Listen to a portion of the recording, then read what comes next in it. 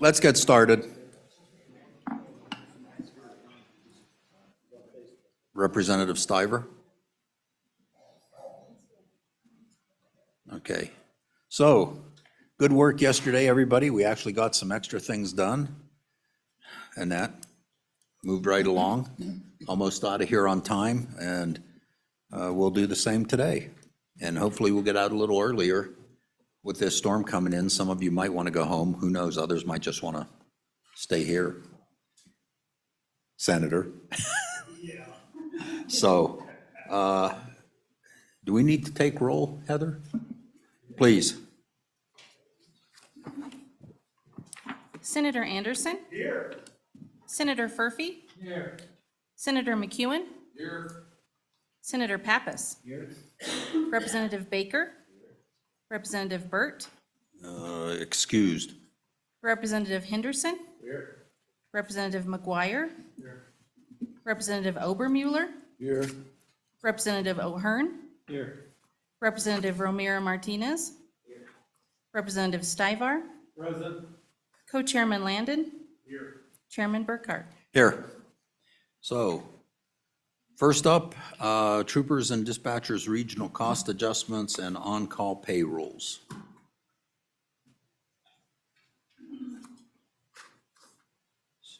So I think we're looking for Department of A&I.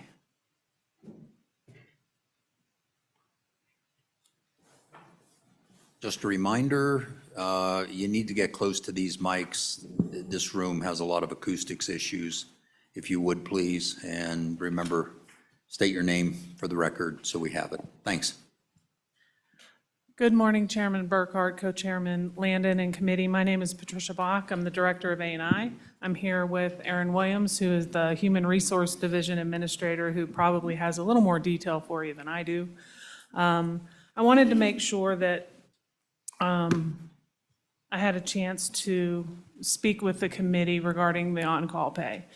I think you're aware that we currently pay $1 an hour for on-call pay, and we agree that number could be increased, doubled basically to $2 an hour. We did submit some information on other states, and we used other states simply because troopers reside in the state system usually, almost exclusively. So best practice is to look around the surrounding states and see where they are. And I think you have that information in front of you, and Ms. Williams can go through that information for you. I wanted to make sure that we addressed a little bit of the policy and how that does get changed. So Aaron was here about a month ago, end of August, and discussed the on-call pay being in policy. That policy can be changed a lot easier than in rule. So you can go in and just change the policy. However, there's a budgetary impact. If you change and you double the on-call pay, that doubles that 100 series monies that the agencies have. WYDOT is not the only agency that has on-call pay. Many agencies do, specifically Department of Health and DFS have the most. A&I think we have 8 people that are on call, and it's usually during the winter for snow removal. So my budget wouldn't be too affected by a $1 change or a doubling of the on-call pay. However, other agencies, it could be significant. So what we do is work with the governor's office, speak with the governor to see if that's something that looks like he wants to do, and then we go to the JAC and ask for the appropriation. So I just wanted to make sure that we were all on the same page on we could change that number to a 2 for $2 on-call, but then we would have trouble trying to figure out how the agencies are going to pay for it and where the appropriation comes from.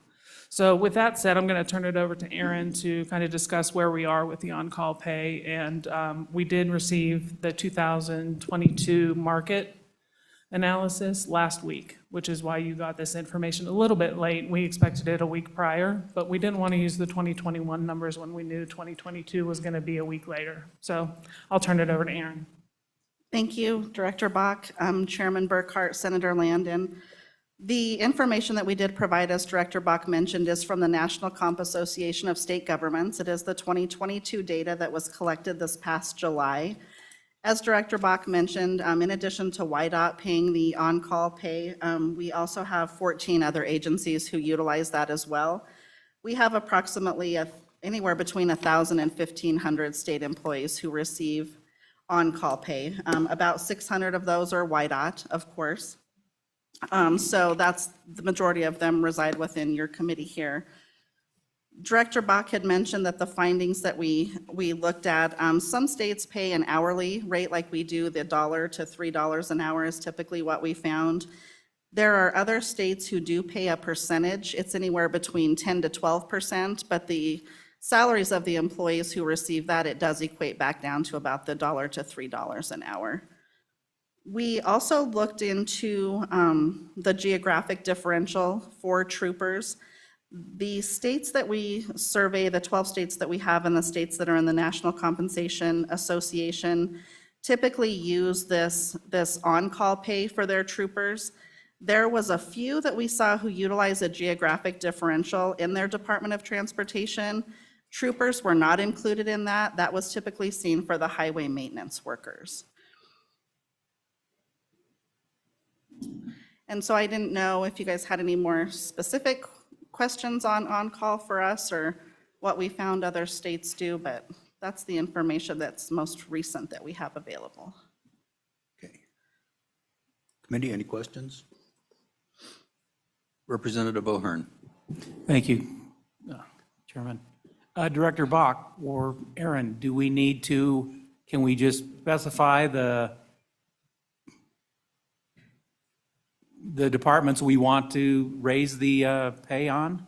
Or does it, or if we say $2 for everyone, or $2 for just the troopers, does it have to go across the whole board? Thank you.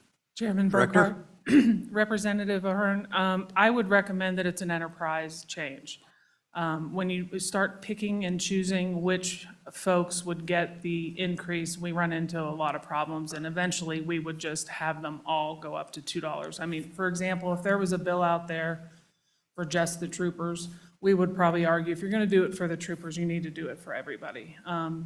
For example, my guys that are on grounds for all the buildings in town here, they essentially, it's the same idea with snow removal. So they are on call when they know a storm is coming. So they come in probably 2:30, 3 o'clock in the morning and get the buildings opened up. So we would say it's essentially the same duties. And so we would recommend it's an enterprise-wide change to the policy. So, Director, Ms. Williams, whoever wants to answer this question. So our troopers, if you look at it from the National Labor Relations Act, are they, when they're on call, are they in the status of paid to be waiting or waiting to be paid? Chairman Burkhart, I'm not sure what you mean by waiting to be paid. The way our on-call works is they are available if something happens during that shift. So for example, they cannot go out to a bar and drink. They are able to go about their lives.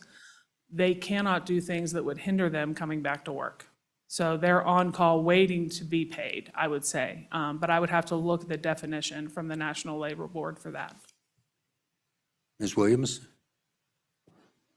Chairman Burkhart, in our state of Wyoming compensation policy, this information on on-call pay for non-exempt employees can be found in Section 4. And so we have working on call as defined as a formal assignment by schedule to be available to respond to a call to return to work within a specified period of time. And then it further goes down to say,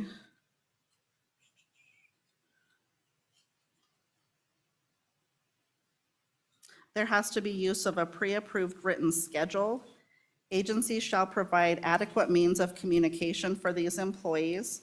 And then it goes into the, an agency shall verify that the employee is required to remain in an on-call status during these non-work hours. And then it goes into the dollar per hour pay.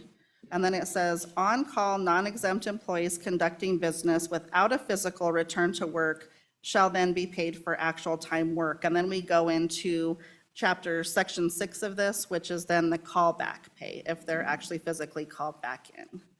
And so that information's a little more clearly defined in the comp policy. Okay, so, Representative Henderson, no, please. Thank you, Mr. Chairman. Sorry to interrupt. So I was just following up on your statement before, Director. If we were to consider an enterprise adjustment, do you have an idea of what would make sense for Wyoming?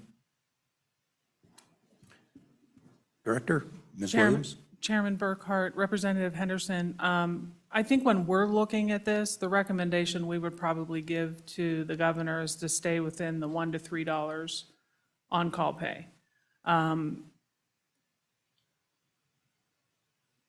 The concern I have, and I think the concern that the committee and all of the legislature would have, is how much that's going to cost. And if we, and I know there was some discussion about 30% of pay, we figured out that is about 7.5 times more. So we would end up being in a situation where, for example, YDOT, I use YDOT because they have the most. So that YDOT for a biennium, we'd be looking at nearly $5 million for a biennium. So it's not that we wouldn't be supportive. I think it would be very difficult for an agency to absorb that just by changing the on-call to a certain percentage or 30%, which is significantly outside the norm for the other states.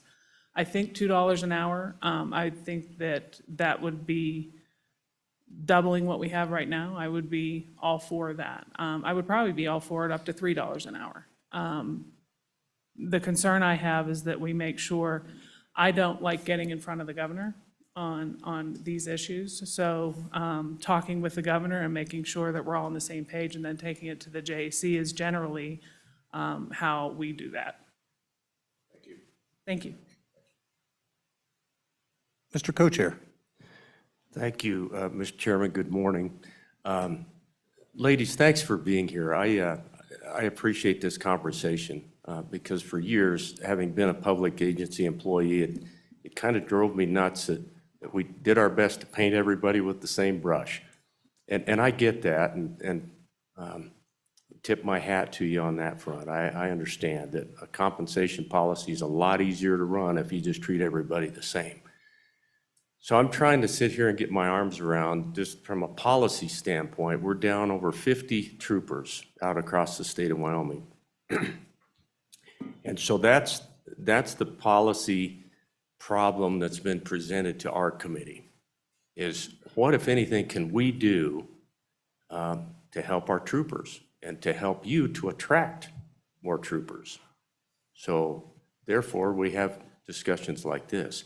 And it just seems reasonable to me, would really appreciate you guys' thoughts and comments back to me on this, but it seems reasonable that we could carve out an employee pool of troopers who are going out there to 64-car pileups, 25 below zero, and crawling down into the borrow pit to get people out of wrecked cars on a moment's notice, having served a weekend on call or whatever. It just feels like we could, that it's a reasonable thought that there are some who being on call isn't quite the calling that it is for our troopers. Does that make sense?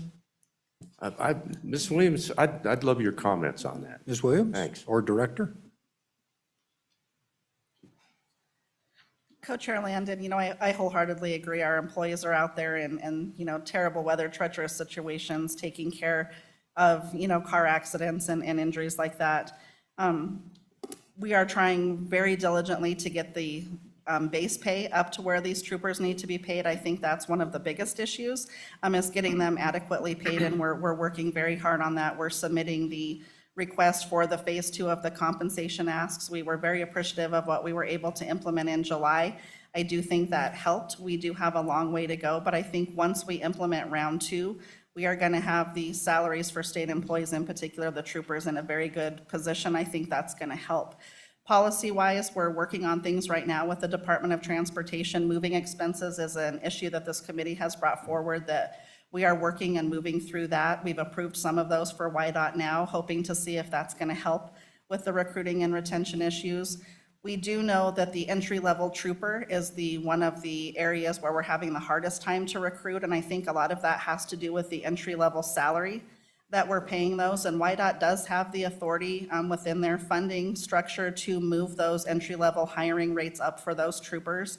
We have let Department of Transportation know that we will approve that exception and moving those existing employees so there's not equity issues as well. And so I think we are working very collaboratively with YDOT in those areas that we can now. It's going to take us a little bit of time to see if some of those measures we're putting in place work. We also have met with the governor's office, while we're asking for the implementation of phase 2, there's critical positions that we know we have to address now. We can't wait till there's an allocation or distribution of salary increases next April or July. So we have an add-on that we have put a formal memo together for the governor of ways that we think we can help agencies address some of these hiring issues that won't permanently affect their funding structure, but we think from November to April, we can give some of these individuals an add-on and help with some of those recruiting and retention issues until we see what new compensation may be approved in the future. Appreciate that. Thank you, Director? Chairman. Chairman Burkhart, Co-Chair Landon, and I don't disagree with you either. However, because we look at everybody, I would be remiss if I did not talk about the DFS workers who were in similar situations. A&I workers, the 8 guys I have doing snow, certainly not on that same emergent level. But you have DFS workers that are on call, and they come out to a domestic violence situation that the same officers are dealing with.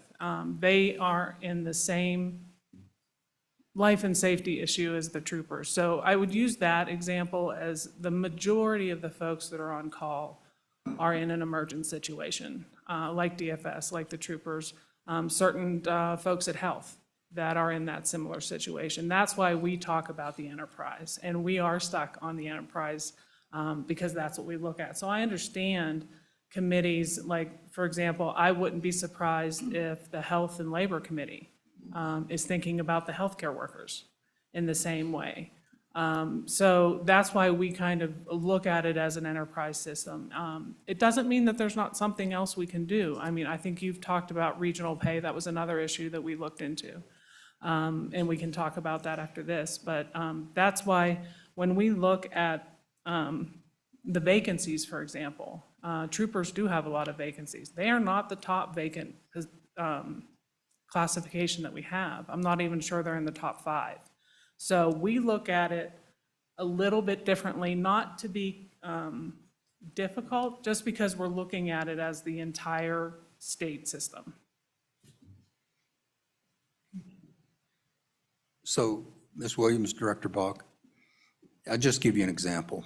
I know of a trooper, and I'm not going to divulge confidences, who goes off shift, goes home, showers, cleans up, eats. Trooper puts his uniform back on, and he sits in a recliner waiting to be called out, knowing that due to the staffing shortages, he will be. He can't have a drink. If he wants to have a beer with dinner, he cannot. He cannot leave his cruiser because he can't drive it personally. He has to stay by it in order to be able to respond, and sits and waits because he knows he will be called out because there are not enough troopers to go around. Do you really think $1 an hour is appropriate for him disrupting his life like that?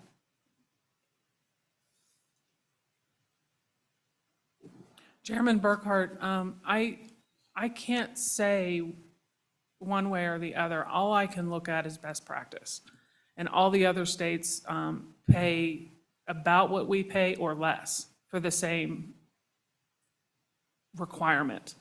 I don't know exactly what YDOT's requirement is for their on-call pay. Each is a little bit different. I don't know that they're required to stay in their uniform, stay by their car, or if they're able to go about their business, as long as they're within the radius to come back and jump in their car and go. So I can't really say if that is the norm for the troopers, or and if that's what the requirement or the policy is at YDOT. Director, what I want to know is, do you feel $1 an hour is appropriate for that? Chairman, I believe $1 or $2 an hour is appropriate for on-call pay. Okay, right?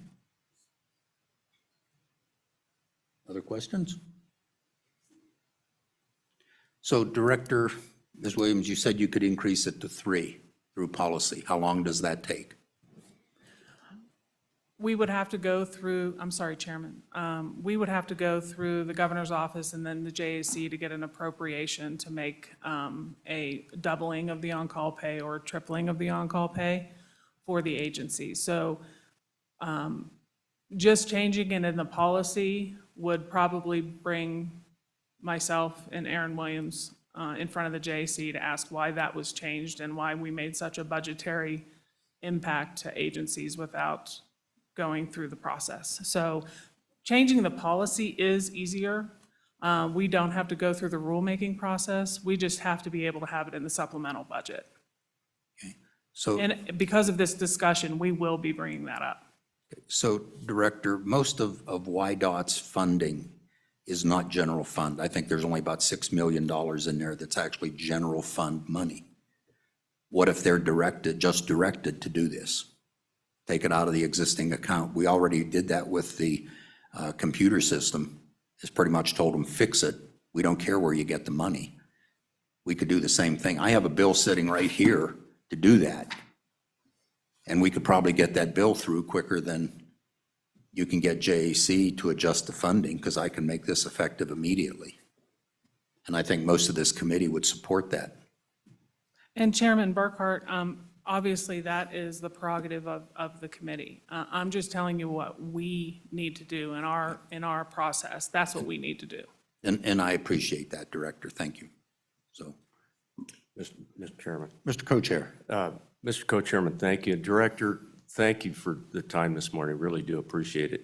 And just know that when you go in front of JAC, we'll be right behind you if a fight breaks out, okay? Maybe quite a ways behind you, but we'll. Thank you very much. So, Director, we have your commitment then to work on this and start doing some things. And I would say, I don't really care what other states do. I care what we do for the people of this state. And that, so I would say 3 minimum. Frankly, I would prefer minimum wage. That's just my own personal prerogative there, to do something. And frankly, I would just direct the agency to do it. So, Chairman Burkhart, I will be, we have had a brief discussion with the governor, and then we will talk with the budget department to make sure that minimum wage, if I remember correctly, is $7.50 an hour still. So that works out to what that 30% approximately would be, and that would impact budget, if, for example, YDOT by about $5 million. So those are the things that we have to think about. And I think, I understand that you don't want to know, you want to know what Wyoming's doing, not necessarily what the other states are doing, but we have to justify our numbers with best practice. It's a lot easier for us to go in and say, here's what everybody else is doing similar to the comp policy, which is why we were able to kind of get that through. So I understand the problem that you have as well. And we will be going in front of the JAC and we will talk to them about the on-call pay. and Director, Ms. Williams, we do appreciate that very much. And that, I've seen the troopers out there with weapons out, waiting for backup. This is not a job a lot of people would like to do, and we are looking, I believe, the last information I had, we were down 8 troopers on Interstate 80 alone. And I know other agencies are experiencing the same thing. We spent 10 years and gave no one raises, which is part of the problem. We do realize a lot of that. But for our troopers, we've tried to do some things, and I'll be blunt about it. I voted against giving them an individual raise because of the issue of singling out one. But I think the on-call thing is something that that I think we can easily address, makes their lives a little better. Kind of lets them know that we do appreciate what they do out there. And I understand there are a lot of people in the state who are on call, especially, and some of the DFS people get some just absolutely terrible call-outs. I know that. I've seen some of it. So I would ask you to work on that. I still want to hear from the department, from YDOT on it, but hang with us if you would. I think you have an understanding of where we're coming from and that, and we're just trying to take care of the state employees who put out so much for us. So just hang with us, and if I could get Director and maybe Colonel Ratliff to come up. Thank you very much. Thank you, Director. Okay. Oh, were there some questions? Oh, you'll wait? I have a question. Go ahead, Representative Henderson. Thank you, Mr. Chairman. Apologize, Director. Yeah, no problem. But just for our information, I know there's a lot of discussion still to be had. What's a sort of a ballpark budget amount that we, or a range if you have it, for everyone affected, on an enterprise basis, if we were to have a discussion that way? Director? Chairman Burkhart, Representative Henderson, if you give me the short amount of time that YDOT will be up here, we could probably come up with that number for you for additional $1 or additional $2. Or later. Okay. Thank you. Thank you, Director. Wait. Any other questions for the Director? I don't want her to feel like a jack-in-the-box of up and down. Okay. So if you do have any, save them till after YDOT speaks. Director Reiner, Mr. Rossetti, Colonel Ratliff, welcome back.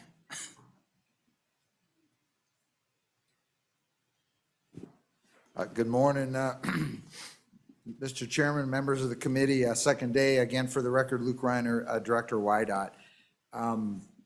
Let me just start on this topic by thanking two groups of people. One is certainly the committee. It is not lost on us that over the last, long time, a couple of years, at least 3 years, we have been talking about manning shortages in our agency. And I appreciate the efforts of this body to think outside the box and to do something about that. And that's what this discussion on-call pay is. I will tell you in the same breath, I will thank ANI and HRD. We are working multiple ideas with them. In fact, to some extent, we're wearing them out in terms of going to them and saying, hey, could we do this? Could we do that? And Mr. Rossetti is right in there with me. And as they indicated, we're currently working a couple other initiatives. And so we thank them for that. On this issue of on-call, certainly we support it. It's a good idea to us. Our preference would be a fixed dollar amount, not a percentage of salary, because one of the things you always look at is task and workload for the men and women that got to enter the stuff into the computer. And we are trying, I'm consciously trying not to add work to the force. And so it's just simpler if you can just have it per hour rate. So that's that concept. Mr. Rossetti's got some specific numbers if you have them. And I know Colonel Ratliff will have some opinions, but with that, Mr. Chairman, maybe I'll kick the ball over to Mr. Rossetti. Mr. Rossetti? Thank you, Mr. Chairman. Taylor Rossetti, Support Services at YDOT. I did want to go back and broaden this discussion a little bit again. I know we focused an awful lot on the troopers. And actually, as we look at our workforce, the predominance of the on-call pay is in the maintenance realm. I think the extreme to which the on-call impacts the individual's life largely is impacted by what the actual staffing level in that particular location is. If you have enough people to staff it right, you've got less people on call. A lot of the times what we're using the on-call for is to force people to maybe go home and get some rest in the event that an event happens. If you've got staff to cover that, you don't have to do it as much. So I think if we focus a little bit more directly on getting the base rates up, I think then if you can get the staffing there, then the on-call, I think, starts to work itself out. I agree with the testimony from Ms. Williams and Director Bach. I think looking at what's out there, the $1 to $3 realm seems pretty reasonable. And again, I think that the utilization would likely drop a little bit if staffing levels were to come up. I think if you look at what we spent in 2022, it was $288,285 statewide for us. $163,000 of that was in our maintenance realm. So, those guys will have to come out and clear up the road sometimes in order to get that trooper to that accident, right? So, I mean, we always link those two together when we're thinking this. But there's other departments around the agency that will also utilize on call. But the two big ones are absolutely maintenance and patrol. So again, maintenance was $163,257, and the patrol was about $42,787 in 2022. With that, I'd stand for any additional question. Questions? Representative Obermuller. Yeah, thank you, Mr. Chairman. If a person is actually called back to duty, how do you calculate the pay rate for that? Mr. Rossetti? Mr. Chairman, Representative Obermuller, they go back to their base rate of pay, and then if they're actually in an overtime status, it'd be overtime pay. I'm sorry, Mr. Rossetti, could you repeat that last part, please? If they were in overtime status, that would be overtime pay. Okay. Go ahead. Thank you, Mr. Chairman. So, I mean, it would end up working out as overtime pay, would it not? I mean, if they are on if they have the regular routine and then they have a call out, at some point that shifts to an overtime pay situation, right? Chairman Burkhart, Representative Mr. Rossetti? Obermuller, it largely depends on the application of the work week and when those hours are worked. Typically, right now, the general rule of thumb is that overtime kicks in after 40 hours in that particular work week has been worked. So if this were to happen basically on the first day of a work week, it's likely that wouldn't be the overtime hours. The overtime hours would likely shift later in the week. One follow-up. So effectively, it's an overtime pay situation when you look at it in a span of time. Mr. Rossetti. Chairman Burkhart, Representative Obermuller, yes. And one more follow-up. What is the overtime rate? Is that 1.5 or 2 times regular pay, or how does that part work? Mr. Rossetti? Chairman Burkhart, Representative Obermuller, it's 1.5 times, so time and a half. Thank you. Representative Baker? Thank you, Mr. Chairman. My question is with the Highway Patrol specifically, what is the critical mass for the Highway Patrol? I know with maintenance and snow plowing, you have that flexibility to shift people from the one region into another if you have those. So do you have that same flexibility with the Highway Patrol, A? And B, in your discussions with the governor, where are we at as far as that critical mass? When do we start to panic and say, hey, we don't have enough troopers for the safety of our citizens? I guess Colonel, you look like you wanted to say something. Mr. Chairman, Shannon Ratliff with the Highway Patrol. That's a good question. I think we're there. I think we're at critical mass now. You'd mentioned the shifting of resources to areas that are in need. We're doing that now and have been for some time. Matter of fact, years. If we have a shortage in that area, we have a shortage in several areas now, and our shifting will we call it a TDA, temporary duty assignment.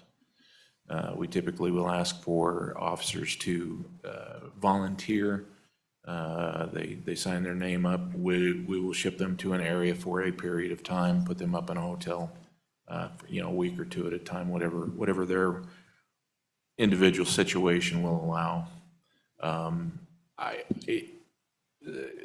As far as a scientific equation, I don't know that there necessarily is one, but I think we're there. Okay, Director? Yeah, Mr. Chairman, I agree with what Colonel Ratliff said. I think what I would what I would share with you is my guidance today to the patrol has been, it's okay to do less with less. It is, we can't continue to expect the same level of response from a group of 208 individuals as now we're down to less than 150. And so an example of that would be, you know, if you have let's say a deer strike that is not injury and you can drive off, and the trooper's an hour away, because our districts are big, then let's figure out how to maybe work out some paperwork where the trooper doesn't have to go there. Take some pictures. Certainly, we gotta work through the insurance issue, but I think as a state, that's the discussion we have to have, is what's the expectation of our force? Because they can't work every day, every hour of every day. And so there has to be some level of reasonable expectation of level of service. And that's why I think this discussion of compensation and recruiting, retaining who we have, and then recruiting more is so key. But the discussion of compensation is right in there. So that's where we're at. I mean, so you ask a good question about this critical mass. I agree. I think we're there, and we're already having a discussion of what do we potentially not do. Okay. Mr. Co-Chair, did you have a follow-up?